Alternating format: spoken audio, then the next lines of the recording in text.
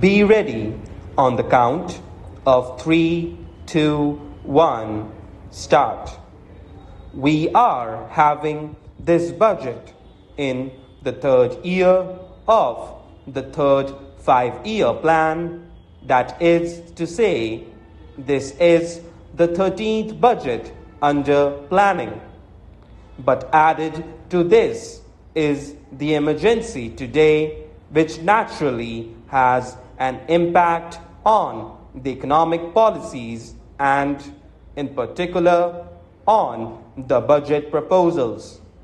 It is agreed on all hands that resources should be found for the strengthening of our national defense as well as for the country's economic development. I think, on the whole, it is a right approach in the situation that national defense and economic development should go hand in hand. Indeed, we cannot have a strong, self-reliant defense potential in the country either now or in the future or in any future at all without having a strong economic base, especially industrial base. For without a strong industrial base, you cannot have modern defense in the world today. Therefore, on the whole, it is a right approach, and I think we all should stick to this approach instead of trying to counterpoise one against the other. Therefore, on that score, there is not any controversy whatsoever, but there is ground for controversy when you come to the budget proposals. The tragedy of the present budget is that it heavily penalizes the patriotism of our people. It seems that those who have formulated the budget have taken into their heads that the legitimate sentiments of the people for strengthening the defense of the country, as we all stand for strengthening the defense of our country, could be exploited in a manner which is, in a larger measure, against the interests of the people as well as against the interests of the defense economy. I wish to make it very clear that defense has two sides, weapons and equipments on the one hand, and the human side as well as the labor power of the working people on the other. I think we cannot conceive of a strong defense in conditions of discontent, privatizations, sorrow, and suffering. I think we will have to evolve a policy whereby the resources of the country could be mobilized simultaneously with the harnessing of the willing labor, power, enthusiasm, and initiative of our working people. That is how we should approach the problem of defense in a democratic setup. In conditions of military dictatorship, etc., they do not bother about the people.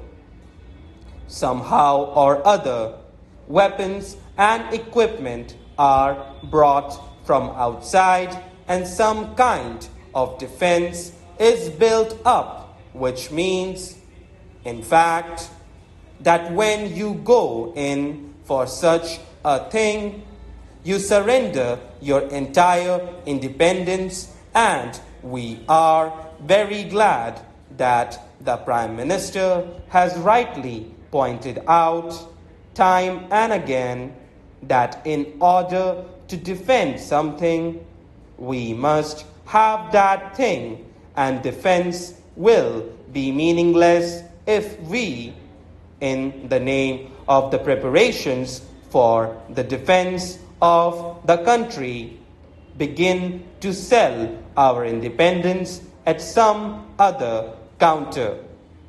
Such is not, fortunately, the policy of the government as we understand it, and such can never be the policy of the government. Therefore, there is national agreement on the question of defense and also on the question of economic development, although it has been raised by some people that in order to prepare the country for its defense, we must abandon some of our good objectives in the plan gradually and prune it.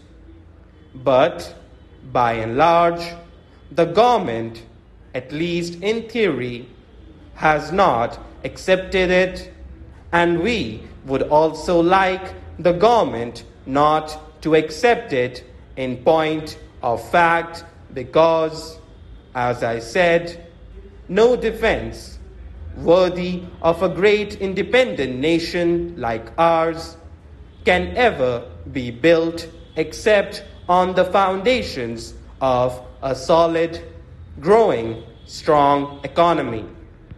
Now, therefore, Madam Deputy Chairman, where does the controversy arise between ourselves and the government? The controversy arises on the question of finding resources, and the question to be asked today is how to set about the task of fulfilling the needs of the situation as a whole and the emergency in particular, and where to find and how to find the resources for the purpose.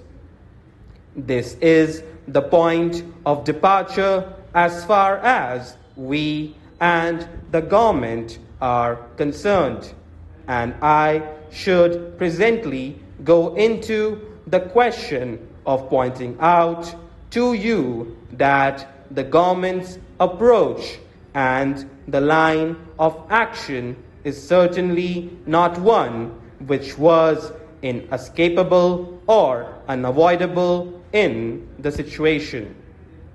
It was possible for the government to raise the resources without going in for some of the harsh economic burdens which they have decided to impose upon the people. Let me come to the question of the compulsory deposit scheme. Here, we have been supporting compulsory deposits. In fact, we have been urging upon the government to introduce some such schemes as would enable them to tax the resources lying with the former princes, multimillionaires, big businessmen, and other sections of the wealthy people. They have got plenty of accumulations. Our quarrel is not with the system of savings scheme as such.